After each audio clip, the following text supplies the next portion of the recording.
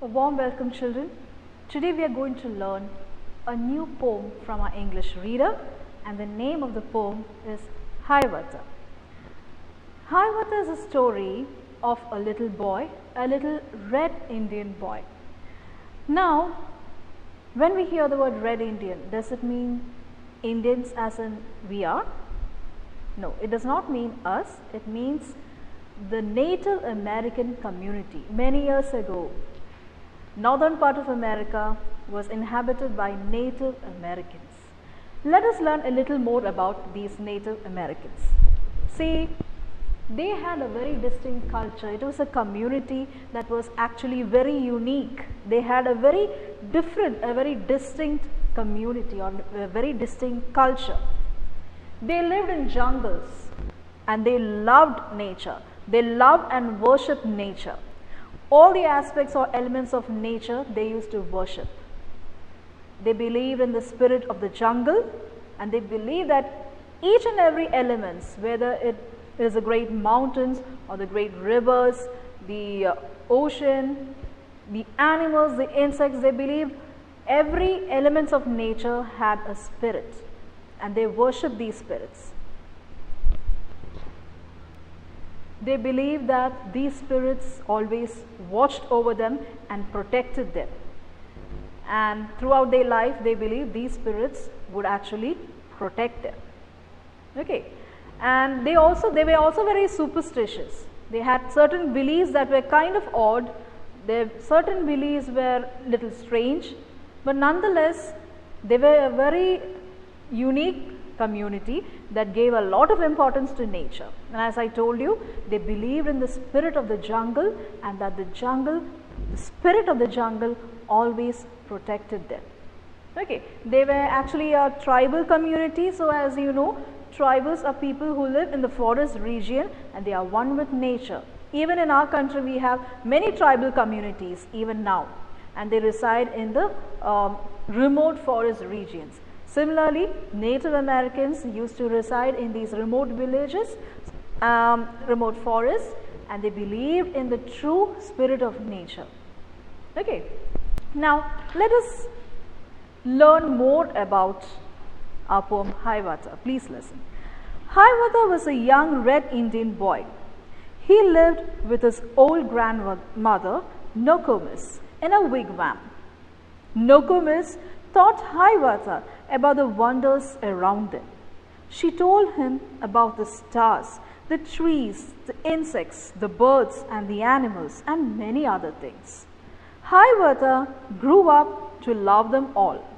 He could talk to the birds and the animals, and they to him.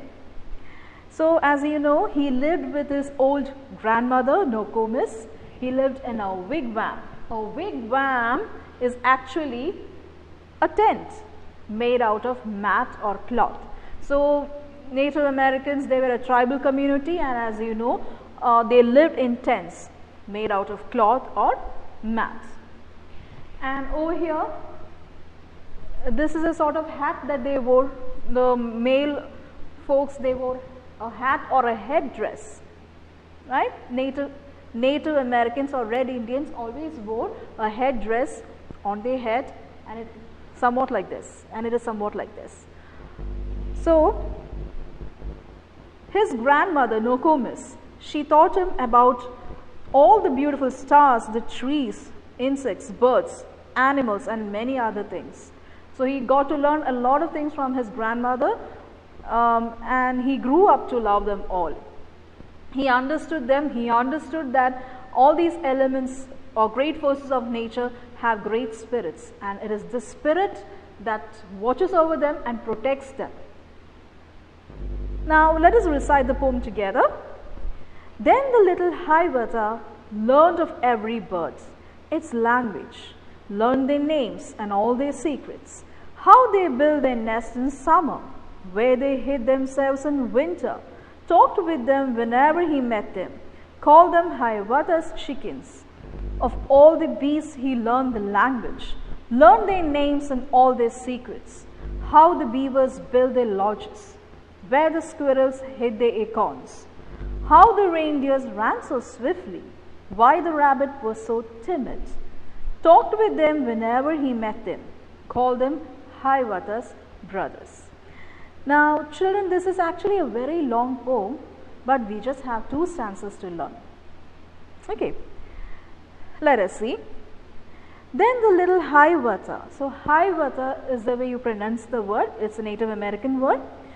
And the meaning of the word Hiawatha means he makes rivers. Okay, so even in their native language, there is great importance for different names. And the meaning of the name Hiawatha means he makes rivers. He learned of every bird its language. So what he did was he learned all the languages that the birds used to communicate. He learned their names and all their secrets. He learned the names of all the birds in the jungle and all the secrets of the birds, like how they lived, how they adapted to their surroundings, and how they went about with their activities. Right? He learned all the secrets and how the birds sort of protected themselves from their enemies. All these secrets he learned. How they build their nest in summer. So as you know, birds build their nest in summer. They are very much hardworking. They do build their nest, and he learned how they do it. Where they hid themselves in winter. So during winter season, as you know, birds migrate towards warmer regions. So he understood where they went or hid themselves during winter. See, not only birds, even animals also do hide themselves, right? They hibernate. That is, they take in a long slumber, or they sleep under the ground during the winter season in order to protect themselves from the harsh weather. So birds also, they go from these cold regions to warmer places during winter. So Hiawatha learned where they go during the winter. Talked with them whenever he met them, called them Hiawatha's chickens. So Hiawatha, he talked with these birds. He learned how to have a conversation with these birds as he learned their language, and they were very happy with them, and he also loved them very much, and he called them Hiawatha's chickens. Chickens over here does not mean as in the hens or the roosters. It means any small bird. So he called them as Hiawatha's chickens. Of all the beasts, he learned the language. That is, he learned the language of animals also. He learned their names and all their secrets. So he learned about all the animals in the jungle and all their secrets. As I told you, he learned the secrets like how animals protect themselves when there is danger, how they protect themselves when there is any predators around, and how they hibernate during winter season, and how they get their food. He learned all the secrets of these animals. How the beavers build their lodges. Beaver. Beaver is actually a semi-aquatic animal, a rodent, just like rat, but a little bigger than a rat. And these rodents or beavers, they build their lodges or homes on the banks of rivers or in marshy areas. And they are excellent at building homes. They are excellent at digging the ground. So basically they build their homes in such a manner that it looks like a dam. So they are quite talented at that. So he learned how they build their lodges and where the squirrels hid their acorns.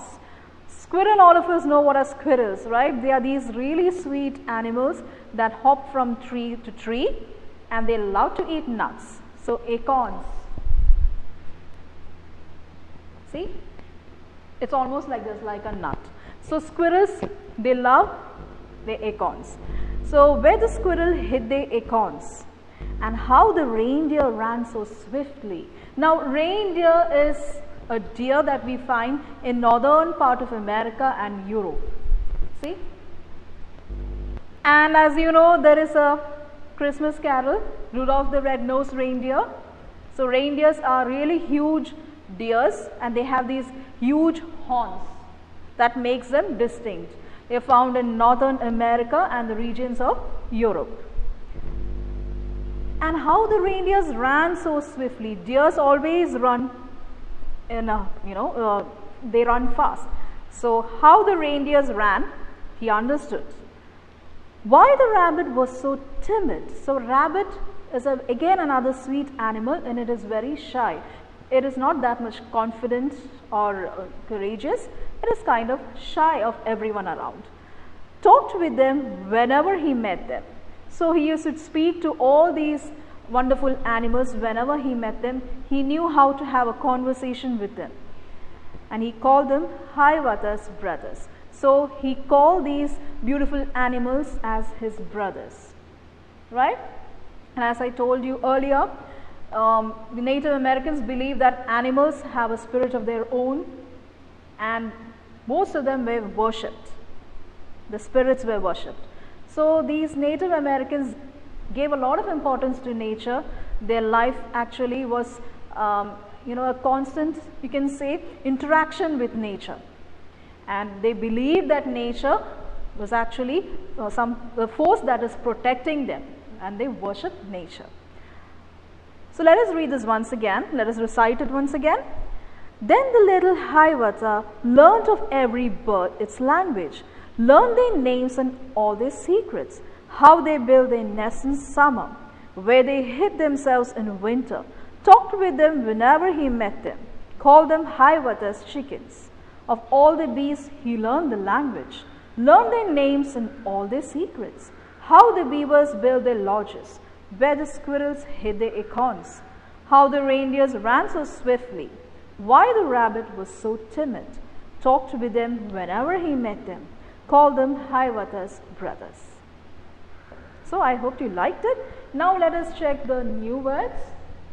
Wigwam. We came across the word wigwam, and it means a hut made out of mat or cloth. Now, Native American Indians actually, they lived in such wigwams, or it is also known as a hut. Beavers are large semi-aquatic rodents found in North America. They are a little bigger than rats and sturdier. And what do? They basically build their houses on the banks of rivers or in marshy areas. Reindeer, a deer found in the regions of Northern America or Europe. There are huger, in size they are bigger than a deer, but they belong to the deer family and they are found in Northern America.